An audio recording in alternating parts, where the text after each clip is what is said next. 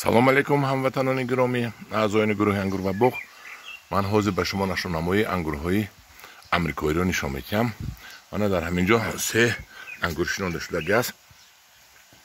ин модарӣ буд, барои вай дар як ҷо шинондагиам тунук кардем, баъд рафт тақсим кардем. ани як ду ин се ҳамин майдакаш сар мекунам характеристикашро. ин кишмиши арра 15. ин боғбонак нишон додим сол. инчаш ба якчи дигар.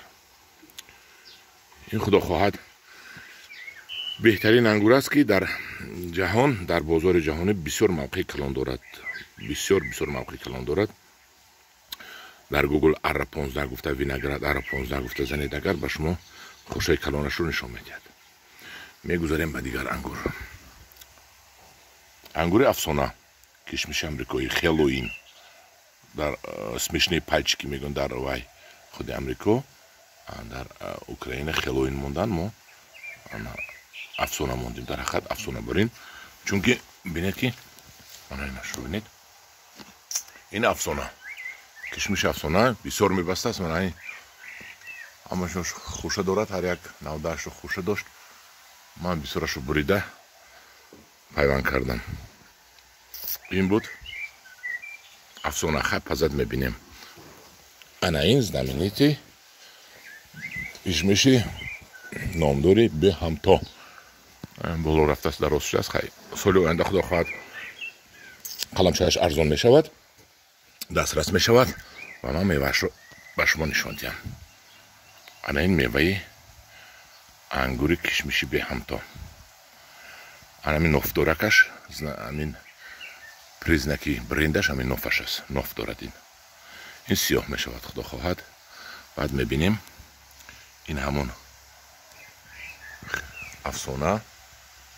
чилик барин борик дароз шудагӣ. ана ҳамин ангурҳои амрикоӣ, модари ангурҳои амрикоӣ ки дар тоҷикистон аксараш тақсим шудааст. модарашон ҳамин мебошад. аз ҳамин ҷо тақсим шуд дар тоҷикистон. бо як дига нишон медиҳам. инаш ҳам кишмиш. рости гап, ман перепутат кардам, мумкин пахтақан бошад ё ки ланкрузер бошад. пахтақан набошад. пахтақан ана ваяш бошад набастааст, лекин дар боғам бастагӣ. пахтақан ин беҳтарин ангури ҷаҳон аст аз ҷиҳати маззаи ангури қанди карамелро дорад. лекин инро ҳам пазад мебинем чӣ хел мазза мекунад.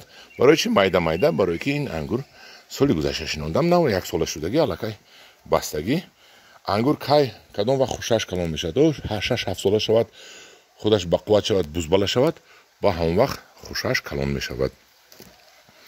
акун ба қавли тоҷикӣ гӯем мард шавад, баъд ҳамон вақт хушаш калон мешавад. ана инҷо кирмҳои ман. ҳозир ман як безанам. кирмҳоро бинем кани кирм дар кадом ҳолат қарор дорад. ин кирмҳоро чумчуқо хӯрдаст. дидед хай савгошро мегирем. мана кофта чумчуқо, як чумчуқи ман ҳамин чучу дорад ки овозаш буромсоз ҳамин мехӯрад. ҳамина ин кирма бинед. ман ин кирмро овардам аз хонаи Алишер. ин кирмро бинед, пури кирм. мо ҳам биёгумус кардем. ана дидед, кирм кардем, биёгумус кардем. ногуфта намонад ки Алишер ки кирму биёгумус мефурӯшад дар Қуштепа, колхози Россияда конкурс эълон кардасту, кадоми дар 3000 сомонӣ кирм мехарад, 30 одам кирм харид 3000-ида. як мошин мондааст, лотарея мондааст, мошинро дар фурӯш мондааст. мошин матис ва эълони ангур гурӯҳ ва ангур ва боғ мо эълон кардем. аз ҳама шумо дида метавонед ва дар конкурс иштирок карда метавонед. ман ҳоли хонааш мерам, бо навор мегирам, конкурсро бо аниқтар мекунем. ана азизони ҷил, ман як чиз дигар дидам. ана мана табам болида шуд. ман 4 рӯз буда хона набудам. حاضر من بعد شما نشون میدم. این انگور تالدون با پختن سر کرده است. تالدون این هم یک ساله انگور است. برای هوای خوشهایش کلون نیست. خوشهایش باید کلون شود. این ببینید تالدون یعنی که بر وقت پس بوده است. رنگریش رو سر کرده است. انگوری به نهایت بزرگ می شود این تالدون. خدا خواهد باز پزد نشون میتیم. انا این انگورش اینش کازانووا.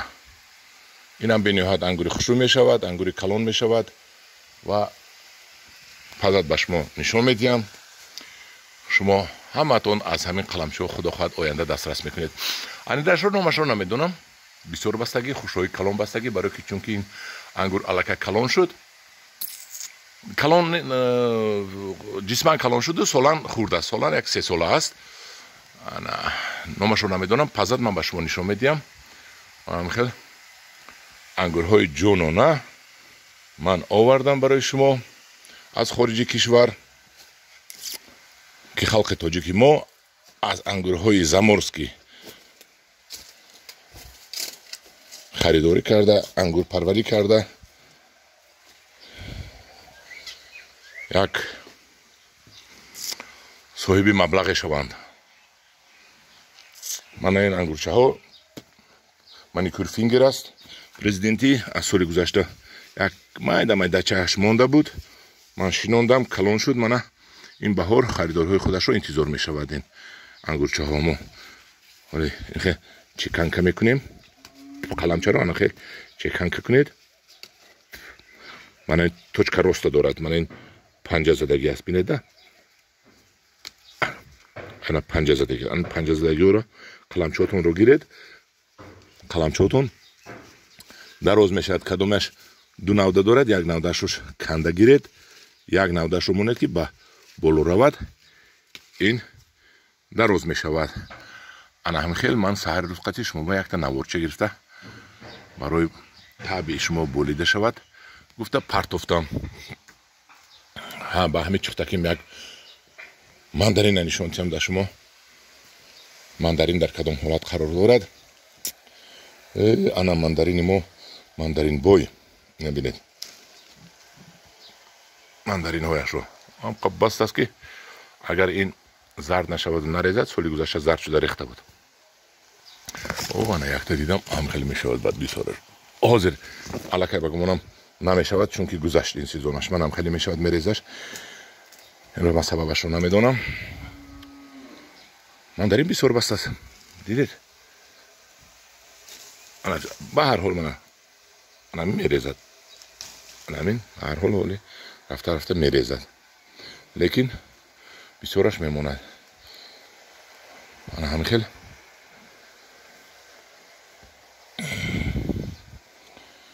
نبار این قلمچه های کشمشی بی همتا بلند شده رفته سودن. با گمانم که تا آخر سال قدشان ممکن تا 1.5-2 متر رسد. خریدارها به ملال آمده خریداری میکنن. در پناه خدا باشید. با گروه انگور و باغ باشید.